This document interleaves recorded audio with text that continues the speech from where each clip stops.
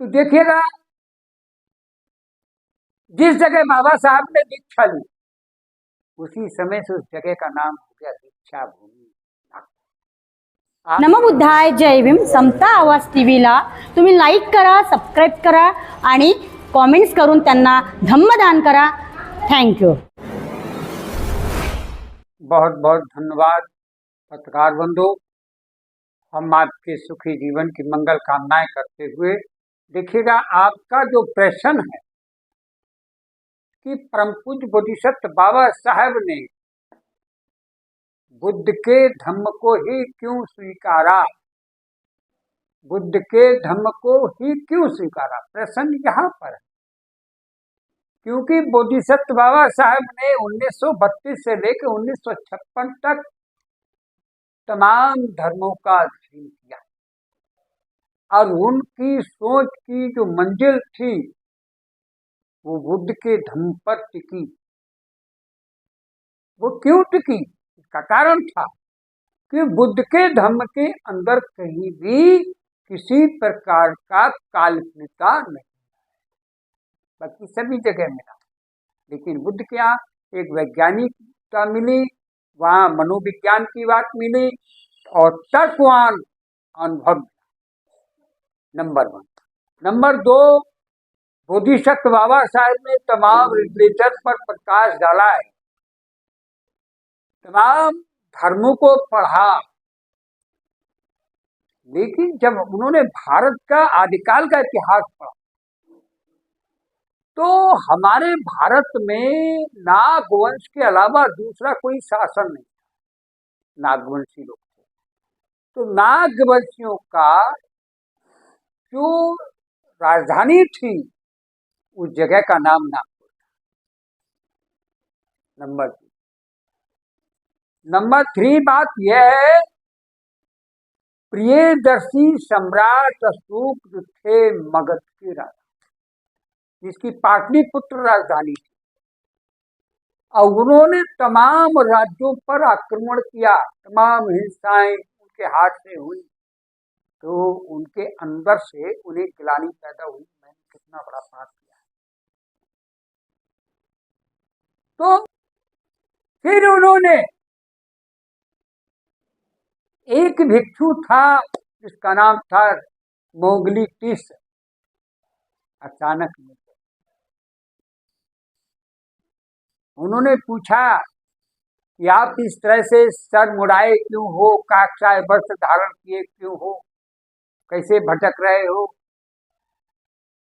तब Mowgli TISS ने कहा, राजन, मैं एक सन्यासी हूं, मैं गृह त्यागी हूं, मैं भोजन मांग कर खाने वाला व्यक्ति हूं, मैं अपने से अनुभव करता हूं, मैं न्याय, बंधुत्व, भाईचारा, करुणा, मैत्री, समता के पथ पर चलता हूं, जहां पर सारे दुखों का निवारण है, शांति है। बोले, हे सन्यासी, मुझे शांति कैसे मिलेगी? बोले, जो आदमी हिंसा करता है उसे शांति बुद्ध की शरण में, विवेक की शरण में। उस भिक्षु टिस मित्र की धम्म देशना पर इतना प्रभाव पड़ा और उस व्यक्ति ने वहीं से घोषणा कर दिया कि मैं हिंसा का मार्ग को त्याग कर बुद्ध के अहिंसक पथ पर चलूंगा, और वो स्थान उन्होंने नागपुर चुना। तो जिस जगह सम्राट अशोक ने अपने शस्त्र को त्याग दिया, हिंसा की प्रतीक को त्याग दिया, वही स्थान का नाम, और वो तिथि क्या थी? वो तिथि दशमी का दिन था। इसीलिए उस तिथि के जो पर्व था उस दिन को सम्राट अशोक धम्म विजय दशमी के रूप में मतलब जो हम मना है। बोधिसत्व बाबा साहब ने इस चीज को देखा, क्यों नहीं, मेरे समाज के लोग अपने इतिहास को जानने के लिए जब आएंगे तो अपने इतिहास को भी जानेंगे। इसीलिए बोधिसत्व बाबा साहब ने 14 अक्टूबर 1956, जबकि तिथि उन्होंने अशोक धम्म विजयदशमी रखी, लेकिन वो अशोक धम्म विजयदशमी उस दिन 14 अक्टूबर की पड़ी। अब हमारे भारत में लोग जो हैं, नागपुर के लोग हैं खासकर, अशोक धम्म विजयदशमी मनाते हैं। यहाँ पर कुछ लोग संस्था वाले हैं, वो अपने 14 अक्टूबर मनाते हैं, लेकिन सबसे बड़ा पर्व जो रहता है वो अशोक धम्म विजयदशमी का रहता है, जहाँ बाबा साहब ने दीक्षा ली। बाबा साहब की दीक्षा के उपरांत 5 देशों के धर्मगुरुओं के नेतृत्व में ली, जहाँ बाबा साहब ने 22 प्रतिज्ञा धारण की, जनता को दी। उस स्थान का नाम है दीक्षा भूमि। तो देखिएगा, जिस जगह बाबा साहब ने दीक्षा ली उसी समय से उस जगह का नाम हो गया दीक्षा भूमि।